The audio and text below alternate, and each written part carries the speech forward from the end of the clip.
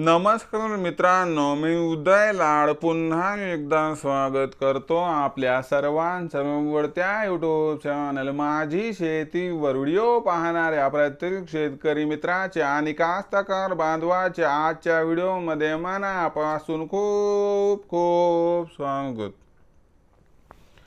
मित्रांनो, thumbnail पाहितलं, title वाचलं होऊन मित्रांनो, सामान्य सोयाबीन उत्पादक कास्तकार बांधवांसाठी सर्वात महत्त्वाचा व्हिडिओ की आता फक्त 100 रुपयांमध्ये सोयाबीनच्या पिकांच्या ज्या कळ्या आहेत त्या कळ्या गळण्याची समस्या दूर होणार।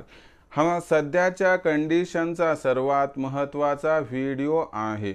ही सध्याच्या कंडिशनची सर्वात महत्त्वाची अपडेट आहे की फक्त 100 रुपयांमध्ये आता सोयाबीनच्या पिकातील कळ्या गळण्याची समस्या 100% दूर होणार।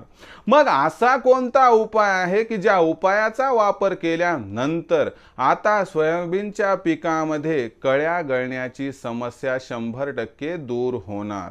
या प्रश्नाचं अचूक उत्तर जाणून घेण्यासाठी आता आपण सर्वांनी हा व्हिडिओ या ठिकाणी सुरुवातीपासून शेवटपर्यंत नक्की पाहावा।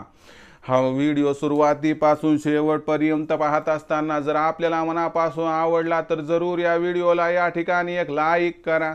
जास्तीत जास्त कास्तकार बांधवापर्यंत हा व्हिडिओ पाठविण्यासाठी या व्हिडिओला या ठिकाणी जरूर शेअर करा। सबस्क्राइब करून जरूर नोटिफिकेशन बेलला ऑल करा, यामुळे येणारा प्रत्येक व्हिडिओ हा आपणास या ठिकाणी मिळत राहतो। तर बघा मित्रांनो, सामान्य सोयाबीन उत्पादक कास्तकार बांधवांसाठी सर्वात महत्त्वाचा व्हिडिओ की आता फक्त 100 रुपयांमध्ये सोयाबीनच्या पिकातील कळ्या गळण्याची समस्या 100% दूर होणार।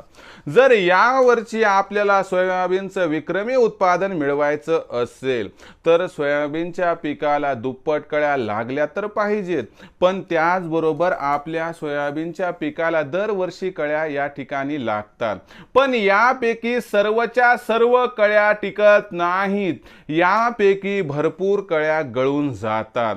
मग अशा परिस्थितीमध्ये असा कोणता उपाय आहे की ज्या उपायाचा वापर केल्यानंतर आता आपल्या सोयाबीनच्या पिकातील कळ्या या अजिबात गळणार नाहीत? या असणाऱ्या प्रश्नाचं उत्तर घेऊयात। तर बघा मित्रांनो, सगळ्यात महत्त्वाची गोष्ट म्हणजे काय की सोयाबीनच्या पिकातील कळ्या गळण्याचं कारण काय? ज्या वेळेस सोयाबीनच्या पिकामध्ये कळ्या लागतात त्यावेळेस त्या सोयाबीनच्या पिकाला फॉस्फरसची मोठ्या प्रमाणात आवश्यकता असते। जर फॉस्फरसची असणारी ही गरज त्या ठिकाणी भागली नाही तर आपल्या पिकातील कळ्यांची गळ होत असते। लक्षात घ्या, जर आपल्या सोयाबीनच्या पिकाला फॉस्फरस मिळालं तर 100% सोयाबीनच्या पिकातील कळ्या गळत नाहीत। मग अशा परिस्थितीमध्ये आपल्याला एक काम करायचं आहे। ज्या वेळेस आपलं सोयाबीनचं पीक हे 40 ते 60 दिवसाच्या दरम्यान असेल, या परिस्थितीमध्ये आपल्याला सोयाबीनच्या पिकामध्ये न विसरता 126100 या विद्राव्य खताचा स्प्रे घ्यायचा आहे। हा जर स्प्रे आपण घेतला तर आपल्या सोयाबीनच्या पिकाला फॉस्फरसची परिपूर्ती होईल आणि यामुळे आपल्या पिकाच्या कळ्या अजिबात गळणार नाहीत। मग या असणाऱ्या विद्राव्य खताचं प्रमाण किती घ्यायचं? तर लक्षात घ्या, या विद्राव्य खताचं प्रमाण हे 15 लिटरच्या पंपाला 100 ग्रॅम घ्यायचं आहे।